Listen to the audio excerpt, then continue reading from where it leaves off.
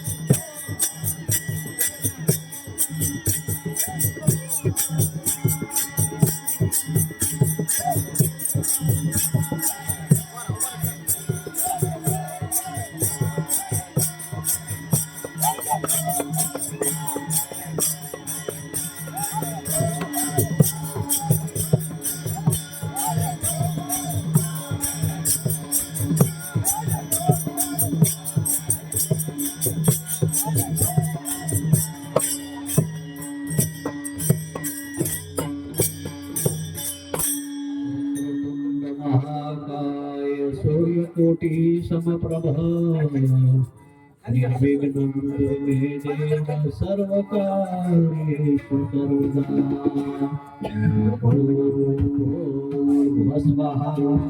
तस्य विदुमहे भगवस्य धीमहि धियो यो न प्रचोदयात् सर्वमंगलमंगले शिवे सर्वार्थ साधिके शरण्ये त्र्यंबके गौरी नारायण नमोस्तुते.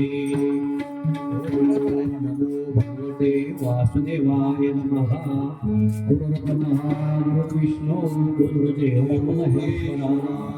गुरु साक्षात् परब्रह्म तस्मै श्री गुरवे नमः. पंढरीचे देव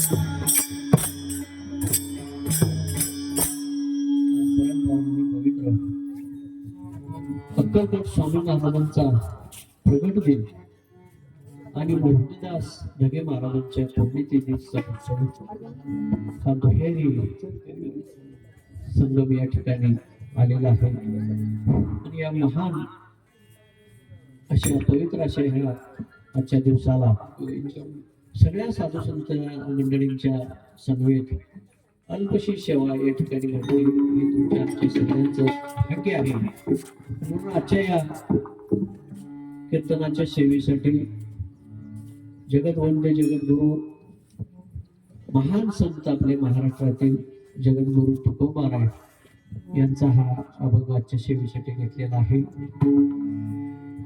आपल्या हिता जो असे जागता धन्य माता पुढे कन्या पुत्र होते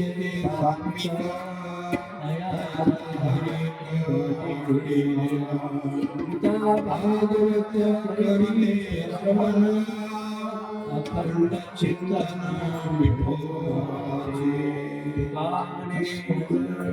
त्यांची सेवा तरी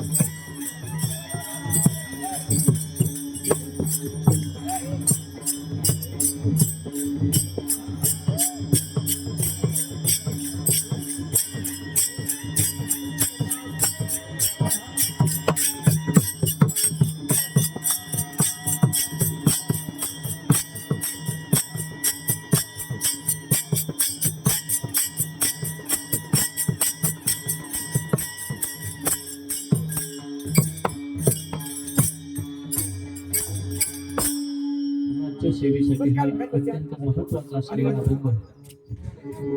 हा अभंग एका दिवसासाठी नाही तो संपूर्ण आयुष्यभरासाठी नव्हे. जेवढे जन्म इथून पुढे होतील हा जन्म तर सोडून द्या, हा तर आपण बघतोय, पण याच्या पुढे जरी कितीतरी जन्म आपण घेतले तरी प्रत्येक जन्मात उपयोगी पडणारा असा अभंग आहे. म्हणजे ह्या अभंगाचं सार किंवा महत्व ह्या जन्मापुरतं नाही, अनंत जन्मापर्यंत उपयोगी पडणारे पुण्य, आपल्या शिदोरीत पडणारं पुण्य त्याच्यासाठी उपयोगी येणारा हा आजचा अभंग अत्यंत महत्वाचा अभंग आहे. आपली आई हिता जो अशी जागता धन्य माता पिता तयांची. आपण आपली हित करून घ्या म्हणून सांगितलंय. आता हित नेमकं काय केल्यामुळे हित होईल? प्रपंच केल्यामुळे हित होईल का? परमार्थ केल्यामुळे हित होईल का? आणखी काय केल्यामुळे हित होईल का? बर हित कसं करावं? काय करावं? कधी करावं? हे तरी माहित पाहिजे. भगवान श्रीकृष्णाने भगवद्गीता अर्जुनाला सांगितली. सगळी गीता आपल्याला काही कळणार नाही. आपली बुद्धी तेवढी नाही, आपलं ज्ञानही तेवढं नाही. पण थोडक्यात सार सांगितलं भगवंतांनी अर्जुनाला. अर्जुना, जन्म कशासाठी आहे? तर म्हणले दोन गोष्टी करायसाठी जन्म आहे. काय करायचं आहे? एक भक्ती करायची आहे आणि दुसरं ज्ञान मिळवायचं आहे. दोन गोष्टी करण्यासाठी हा माणसाचा जन्म दिलेला आहे. या जन्मात ह्या दोन गोष्टीला फार महत्व आहे. इतर योनीमध्ये 184 इतकी योनी आहे. या इतर जन्मात हे कार्य साध्य होऊ शकणार नाही. इतकं मोठं कार्य या मानवाच्या जन्माला आल्यानंतर साध्य होऊ शकतंय. काय काय साध्य होऊ शकतंय? भक्तीही करू शकतोय आणि ज्ञान सुद्धा भरपूर घेता येतंय. पण दोन्हीतला एका जरी विचाराने मरेपर्यंत केला नाही.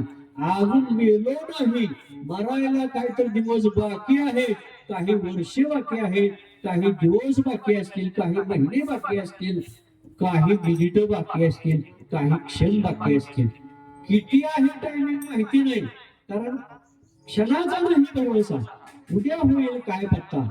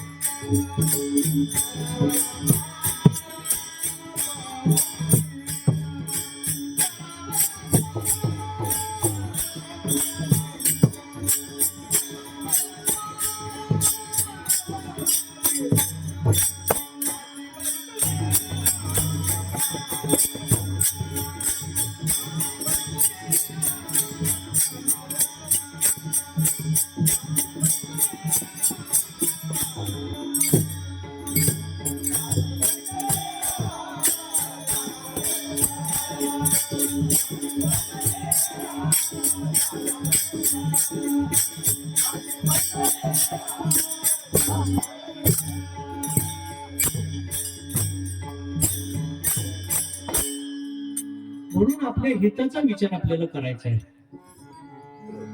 आपण आपली करा सोडवणूक, दुसरी कोण सोडवणूक करणार नाहीत. आपणच आपली सोडवणूक करून घ्यायची आहे.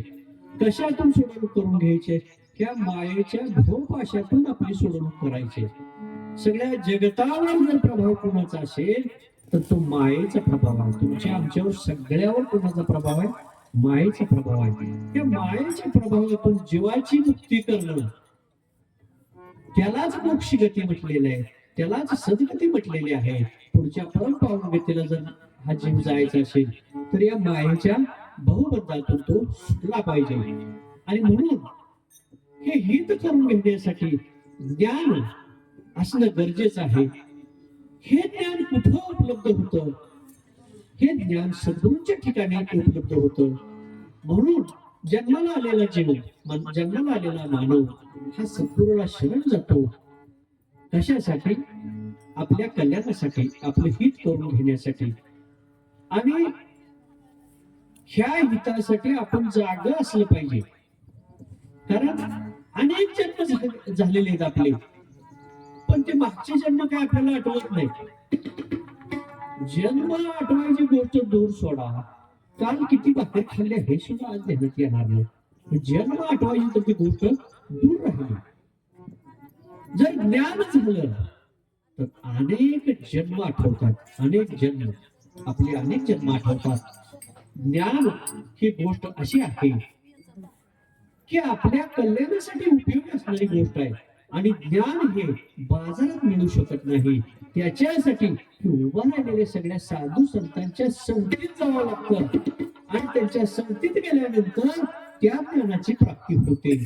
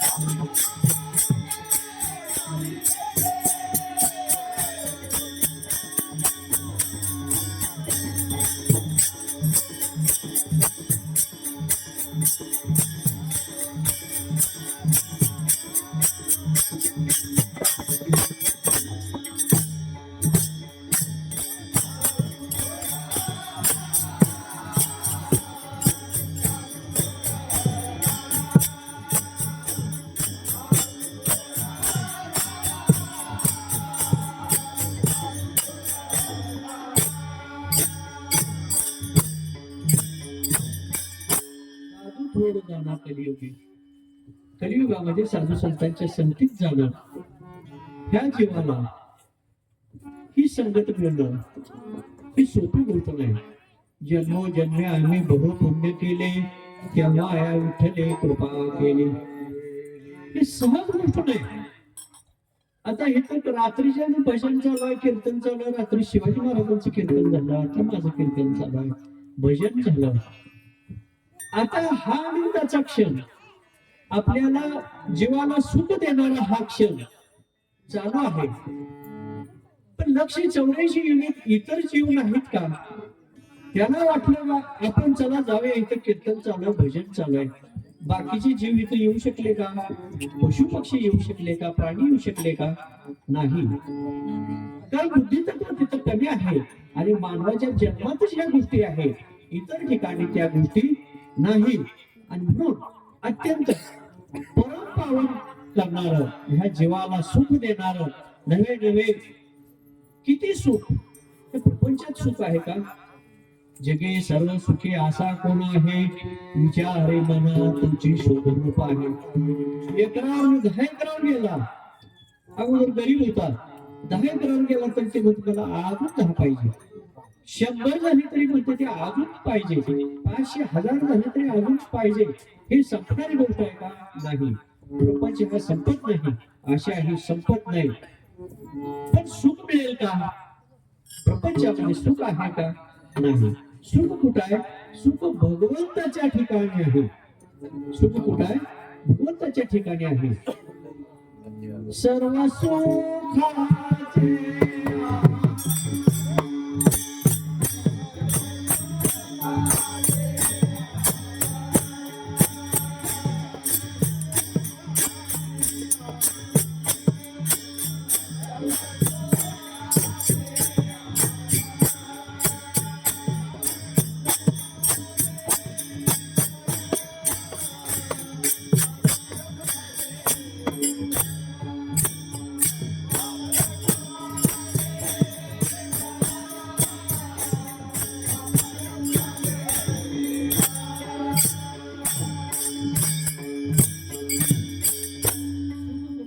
सुखाचे ठिकाणी आपण सुख कुठे शोधतोय?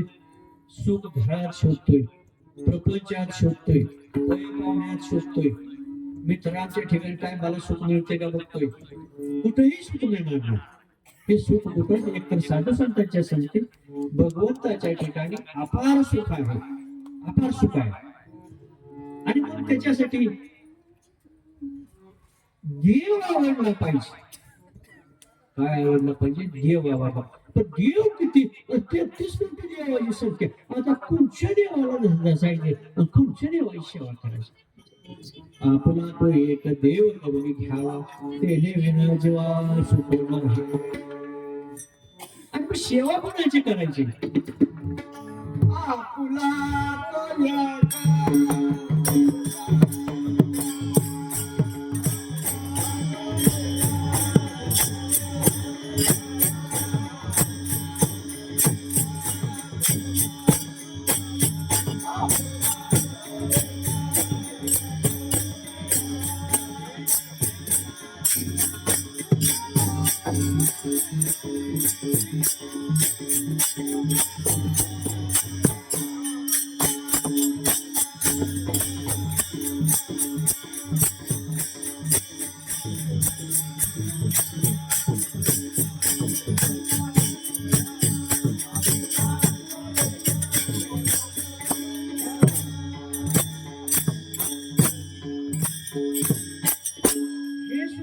असेल तर पंढरीच्या पांडुरंगाचं चरण दृढ धरावं लागते.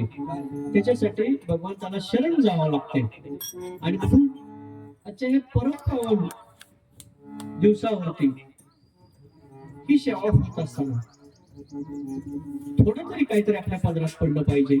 ज्ञान पदरात पडावं, पुण्य पदरात पडावं. याच्यासाठी सगळे हे साधू संत या ठिकाणी अहोरात्र सेवा करत आहेत.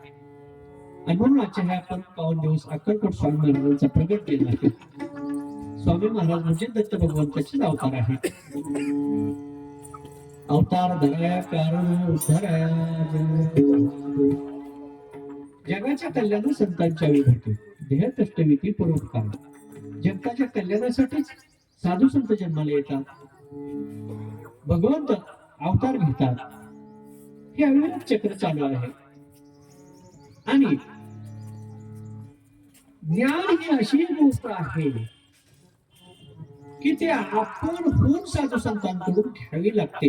तर मन आहे ना, त्या